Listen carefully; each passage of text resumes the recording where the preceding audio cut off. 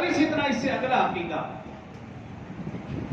رسول اللہ صلی اللہ علیہ وسلم کی ازواج مطہرات، اس کے متعلق قرآن نے جو ہمیں عقیدہ دیا، 21واں پارہ سورہ احزاب رکوع نمبر 1، فرمایا النبی اولا بالمؤمنین من انفسهم وازواجہ امہاتہم۔ النبی اولا بالمؤمنین، ایمان والوں پر سب سے پہلا حق نبی پاک صلی اللہ علیہ وسلم کا ہے۔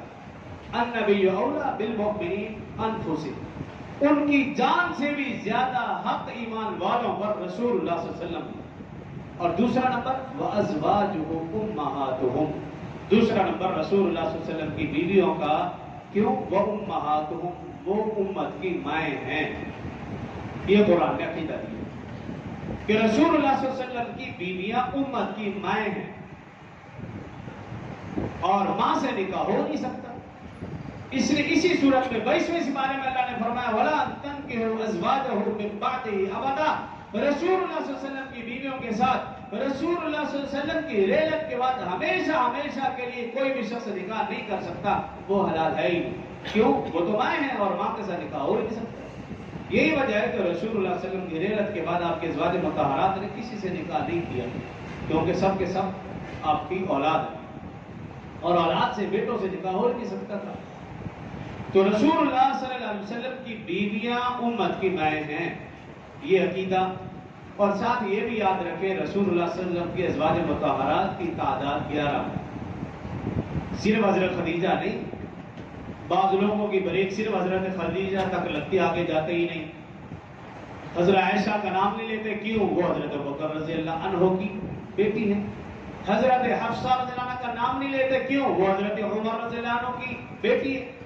حضرت ام حبیبہ رضی اللہ عنہ کا نام نہیں لیتے، کیوں؟ وہ حضرت ابو سفیان رضی اللہ عنہ کی بیٹی اور حضرت امیر معاویہ رضی اللہ عنہ کی بہن ہے۔ تو یاد رکھیں رسول اللہ صلی اللہ علیہ وسلم کے ازواج کی تعداد 11 ہے۔ حضرت خدیجہ رضی اللہ عنہ اور حضرت زینب بنت خزیمہ رضی اللہ عنہ، یہ 2 بیویاں رسول اللہ صلی اللہ علیہ وسلم کے سامنے فوت ہوئی، اور باقی 9 حضرت عائشہ، حضرت حفصہ، حضرت ام حبیبہ، حضرت ام سلمہ، حضرت زینب بنت جہش، حضرت صفیہ، حضرت جویریہ، حضرت سودا، حضرت میمونہ رضی اللہ عنہن، یہ 11 ازواج مطہرات ہیں۔ 11 میں سے 11 کی 11 متقیہ ہیں، پرہیزگار ہیں، نیک ہیں، اور پوری امت کی خواتین میں سے افضل ہیں۔ لیکن ان 11 میں سے 2 حضرت خدیجہ، حضرت عائشہ رضی اللہ عنہ افضل ہیں، اور پھر ان 2 میں سے بھی حضرت عائشہ رضی اللہ عنہ کو جو علمی فضیلت حاصل ہے وہ کسی اور زوجہ کو حاصل نہیں۔ یہ ایمان کا حصہ ہے، اس لیے بتا رہا ہوں، یہ عقائد میں شامل ہے۔